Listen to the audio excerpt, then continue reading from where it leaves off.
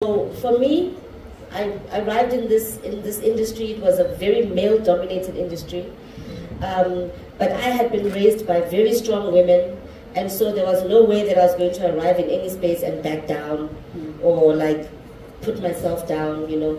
So when I arrived at Kalawa and the boys were like, "Ah, Ndindoda," I said, "Ah, Ndingumfazi." And then it was done, you know. You really just, I wasn't going to give up my voice. I wasn't going to give up my perspective. And so...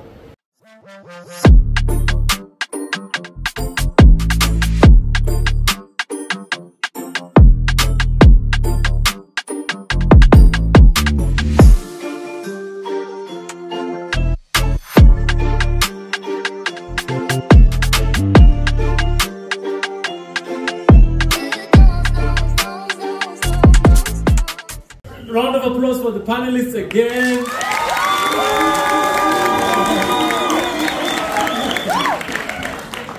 Right. I don't think they need any introduction, right? These are front of camera people. These are not brand Dodore like we've been talking to. So these are artists.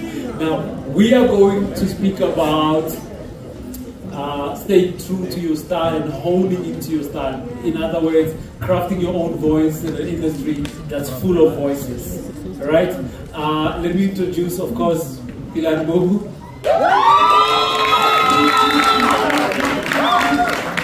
Of course, King Thandiswa Mazwai.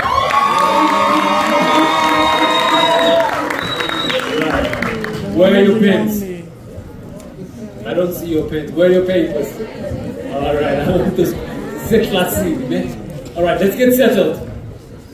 Alright, so how we're going to do it is we're going to do it like that. I mean, I think the question is very basic. It's about this idea of crafting your voice as an artist and finding your own space in an industry that's got so much to offer that's different. How do you work at a place where you find your voice and you own it and you stay true to it in an industry that there are trends coming in every year and you might feel tempted to switch it up because, hey, the gigs are not coming with this style that I've chosen. Maybe people are not feeling it, you know? Yeah.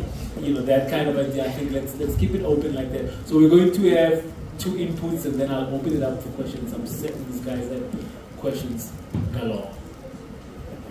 Let's start with that is the question. Right, yeah. Oh, okay. Right.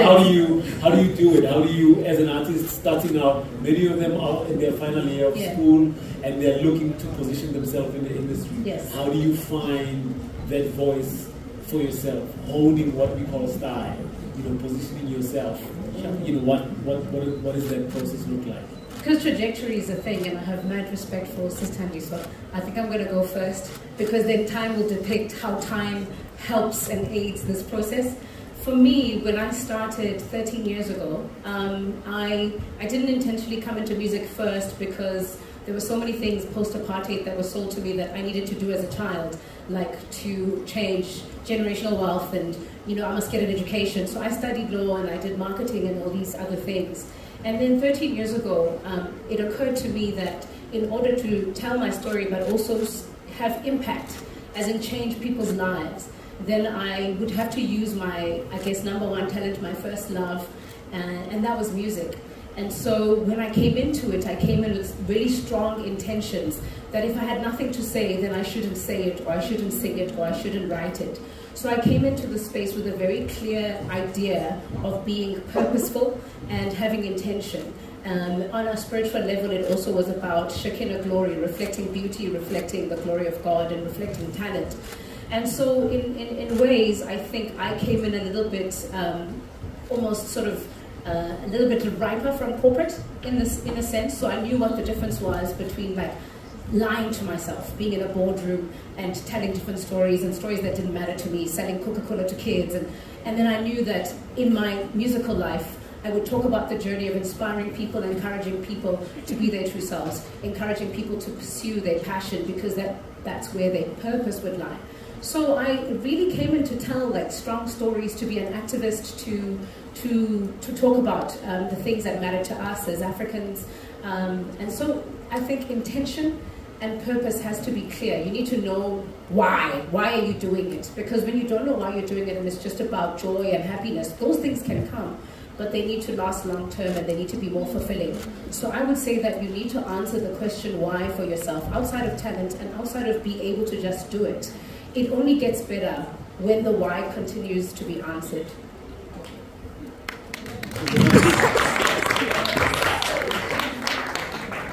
Listen, I'm not as good at speaking as Pigani is. But I think the question was, how do you find and craft your voice as an artist? Style, they call it. I think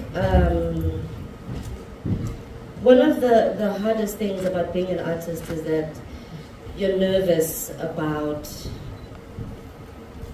the thing you want to do. You're scared to do it. So I think the first thing is to trust your voice, your unique idea or ideas, and to understand that no one in the world has your perspective, and so whatever you do is as important as anybody's idea. I always think, you know, for instance, imagine if Michael Jackson didn't follow his ideas. Or imagine if Miriam Makeba didn't do it. Or now that I've been doing this thing for 30 years, I would say, imagine if I didn't go into that studio. I was 19 years old when I went into my first studio, and I had never seen a studio. I knew nothing about a studio. I knew nothing about standing in front of a microphone. I'd never sang to a microphone. So I think it is to understand that you may not know anything now, or you may not be aware of what it is that you know, but you must trust the process, trust your own ideas, you know. There's two great pieces of advice that I got when I was very, very young, and that's because I had the honor of meeting my heroes. I met Hugh Masekela when I was 14 years old, and I met Miriam Makeba when I was 20 years old. And they both said something to me that stuck to me, and I think these were things that really gave me direction as a young artist. Firstly, Mama Miriam Makeba asked me the question, what kind of artist do you want to be? And I think as a young person, I had never thought of that. You know, I liked singing. That's all I knew. But I never thought about, okay, so you like singing, but what kind of artist do you want to be? So I think what's important is pinpointing the people who are your heroes and choose them very carefully. Because when Miriam Makeba asked me that question, the answer really led me to saying, I want to be an artist like you. You know, I want to write music that is socially conscious. I want to change the lives of the people who hear my music. The second piece of advice I got from Brahu, who wrote me a letter when I was maybe 20 years old. And he said to me, first he said, you have the possibility, the ability, something like that, I can't remember. Potential, something, yeah, potential, yeah. He said, you have the potential to become one of the most important voices of your generation. I was only 19 years or 20 years old when I heard that. And it made me think, what does it mean to become the most important voice of your generation? So, you know, and then he said to me, you have to do this.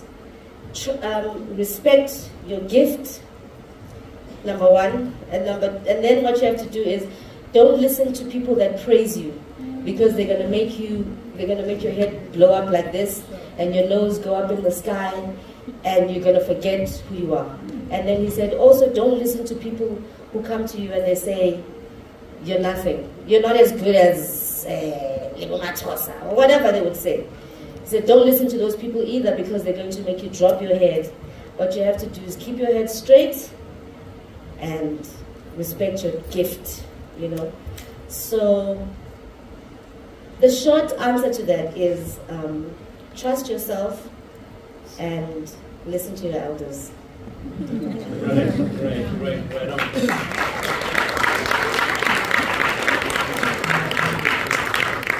What often comes into play when artists are positioning themselves is these interests. I mean, you speak about the let's say, critics and praise singers who say, you know, yeah. Oh, you're so good, keep doing it. But there are what we call corporate concerns.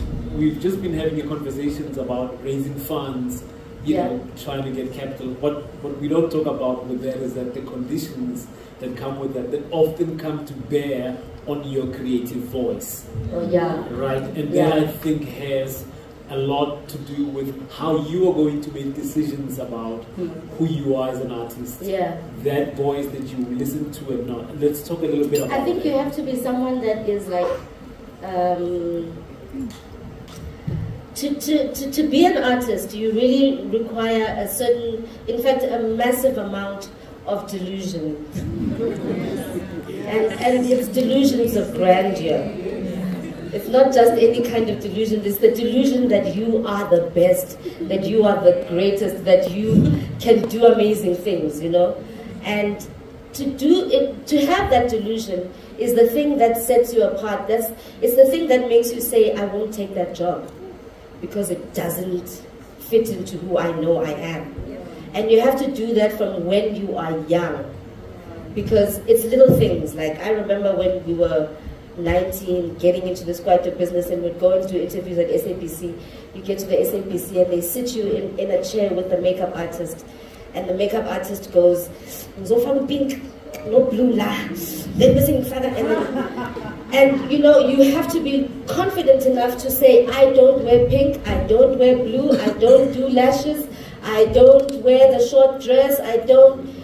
And that confidence is the thing that allows you to say to somebody, even if they're saying, I've got R1 million here for you, as long as you do this, and if it doesn't fit into the thing that you believe you are, you can turn it away and feel nothing. I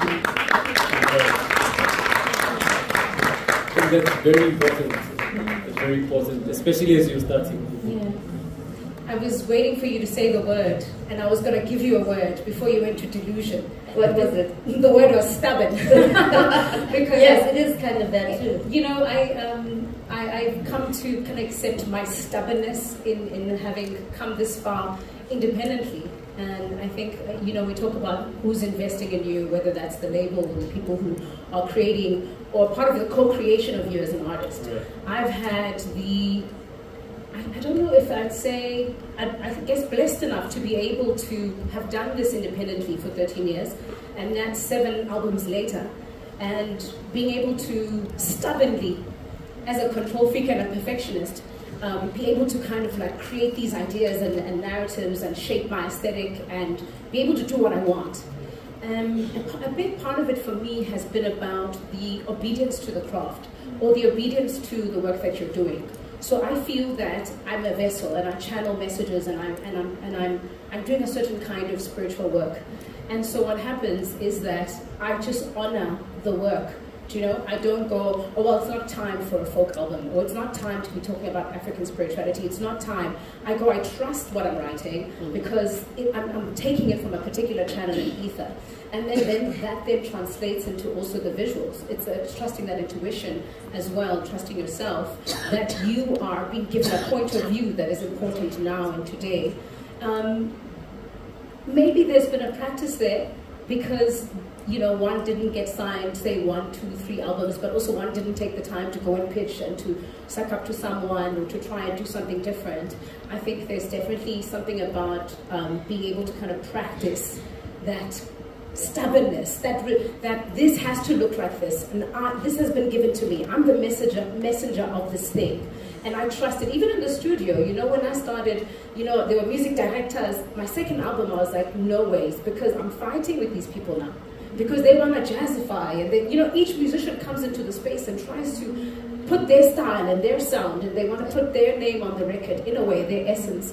And you have to find your essence, and you need to hear your voice, and you need to understand what you're trying to get out of it, how you want to color it, what it sounds to you, what are the dreamscapes that you're trying to paint. And it takes a lot of courage and stubbornness. And to a point, we talked earlier backstage about being, you know, in control and being perfectionist. And you need to protect.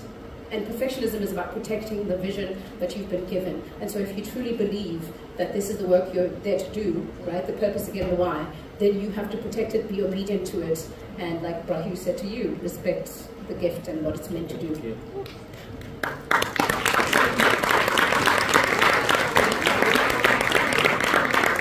This is fascinating because, you know, you've come largely as a solo artist, but you work. I've had many lives. And this idea, I think, you know, I find it fascinating because negotiating your voice in the context of a group, you know, it might be a trickier business than fighting for it when you are pushing back at a session musician who's trying to find a voice. With you, I mean, it was Jackknife, group, and then it was Bongo Muffin, which had, you know, very strong personalities to balance, you know. Let's talk a bit about this idea there. Yeah, I think it goes back to that thing about being stubborn, you know, and it has a lot to do with you have to know yourself, which is a very hard thing to do, and it takes forever to do. I'm almost 50, I still don't know myself very well. But you have to know enough to be able to lay boundaries. And so for me, I arrived in this industry. It was a very male-dominated industry, but I had been raised by very strong women. And so there was no way that I was going to arrive in any space and back down or like put myself down, you know. So when I arrived at Kalawa and the boys were like, "Ah, you know that," I said, "Ah, different fuzz." And then it was done, you know. You just, you really just, I wasn't going to give up my voice. I wasn't going to give up my perspective, and so, you know, in this world, it's nothing about your gender or your age or where you come from, whether you have money or whatever you are. It's about you demanding your place in this world.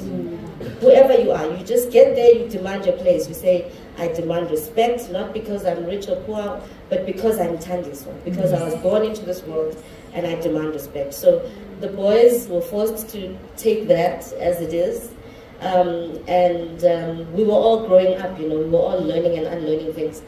But I think, yeah, in that group setting, I've never been a pushover, I think, you know, so I just got there, I did my thing, and it turned out that I'm the one. Yeah. Right. Okay, so I'm gonna open it up to questions.